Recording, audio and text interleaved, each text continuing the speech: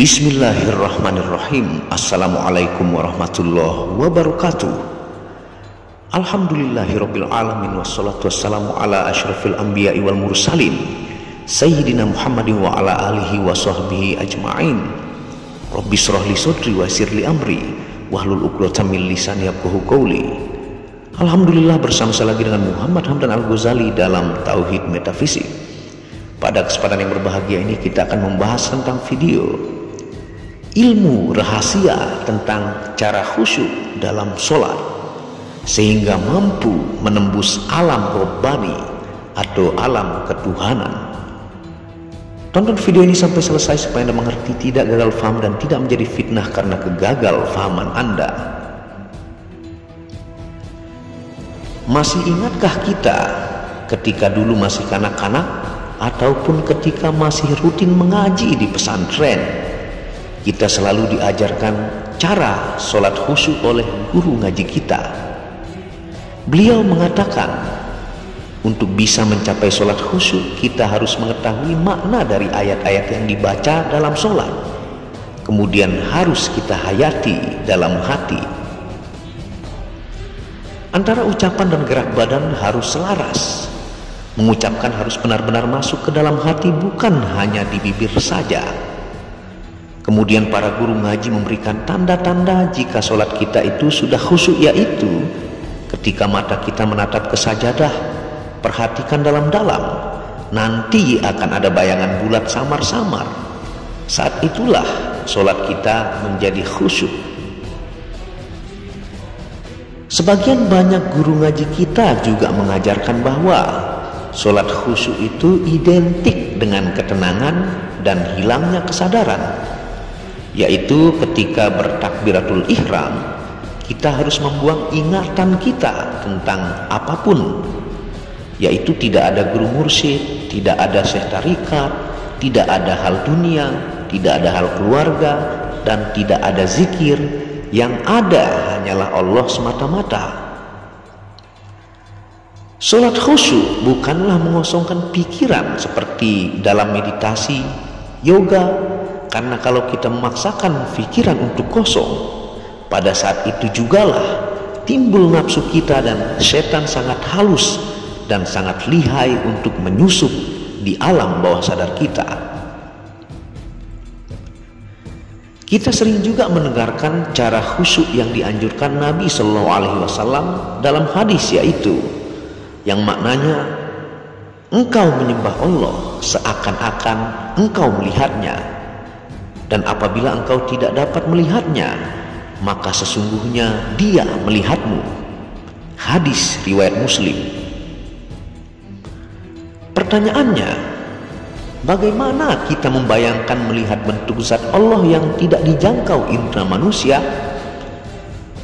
Apakah membayangkan huruf Arab Allah, yaitu alif lam lam ha? Itu berarti kita membayangkan Tuhan itu adalah seperti huruf Arab yang mungkin dalam benak kita nama Arab tersebut bercahaya bersinar-sinar. Sedangkan Allah Subhanahu wa taala berfirman dalam Quran surah Asy-Syura ayat 11, yaitu Bismillahirrahmanirrahim. Laisa kamitslihi syai'un wa huwas samiul basir. Yang maknanya adalah tiada satupun yang sama dengan Allah, dan Allah Maha mendengar lagi Maha melihat.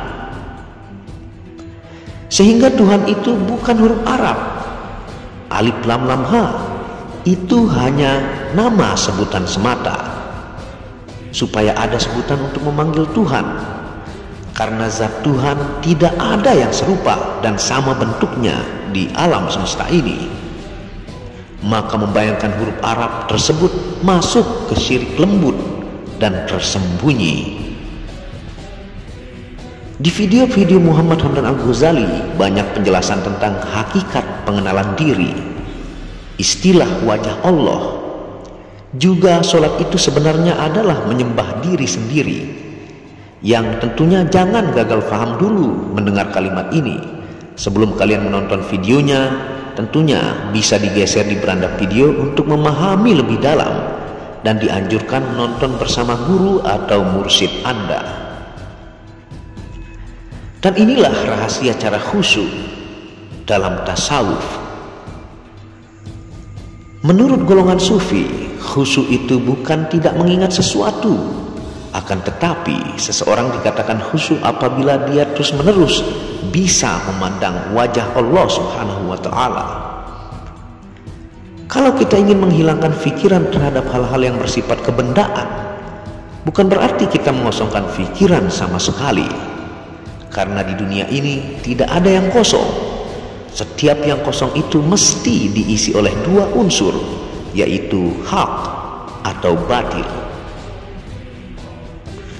Salat khusyuk adalah kondisi di mana sang hamba bisa berdialog dengan Tuhannya di alam robbani atau alam ketuhanan. Maka disebutkan salat itu adalah mi'raj bagi orang mukmin. Pada saat sholat, maka rohani kita akan terangkat ke alam robbani atau alam ketuhanan, alam yang ada hanya Allah Subhanahu wa Ta'ala, dan alam itu ada di dalam dirimu. Mengingat wajah mursyid dalam sholat bagi seseorang pemula jauh lebih terbimbing sebelum seseorang mencapai makom makrifat daripada mengosongkan pikiran yang justru sangat mudah disusupi oleh setan tanpa kita sadari. Ini khusus untuk pemula. Tentunya wajah guru mursyid yang kamil mukamil dan kholis mukhlisin tidak akan bisa ditiru oleh setan, atau kalau ada setan yang mencoba meniru wajah mursyid akan langsung terbakar. Jangankan guru mursyid, fotonya saja tidak akan bisa didekati oleh jin dan sejenisnya, termasuk para dukun yang menyembah jin. Kalau seseorang guru mursyid belum mencapai tahap itu, berarti kadar dan keontentikan kemursidannya perlu dipertanyakan lagi.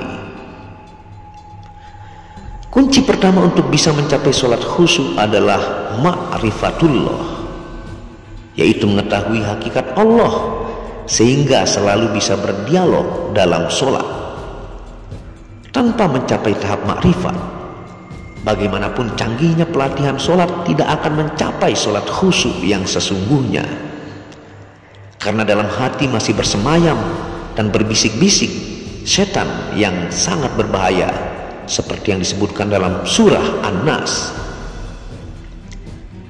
Bagi pengamal tarikat, bermakrifat kepada mursyid merupakan awal dari tercapainya sholat khusyuk, karena sesungguhnya makrifat kepada mursyid adalah awal dari makrifat kepada Allah.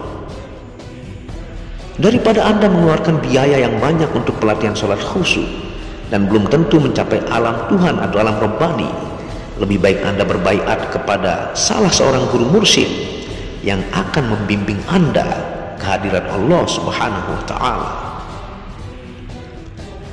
Pelatihan sholat khusyuk mungkin diperlukan oleh orang-orang yang tidak menekuni tarikatullah agar sholatnya lebih tenang. Pelatihan ini tidak diperlukan sama sekali bagi orang yang telah mempunyai guru mursyid, apalagi yang telah mencapai tahap makrifat.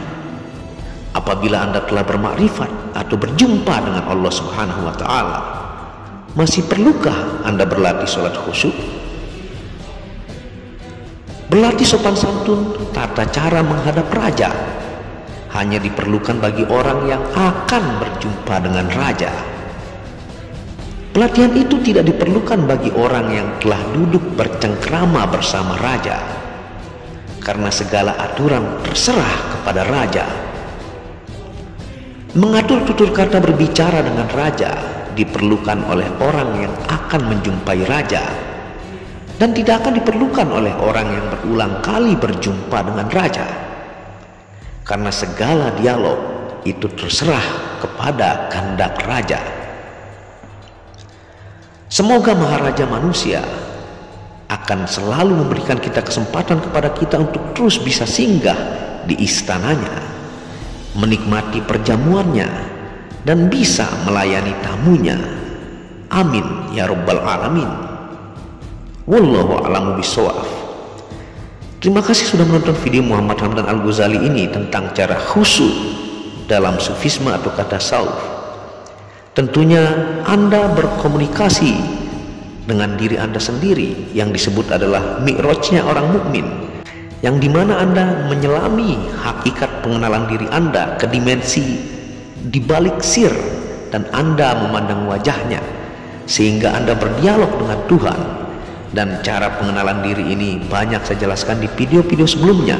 Tentunya pengenalan diri yang saya sering jelaskan adalah rahasia bagaimana Anda berdialog langsung, bertatap wajah di samping sang raja manusia.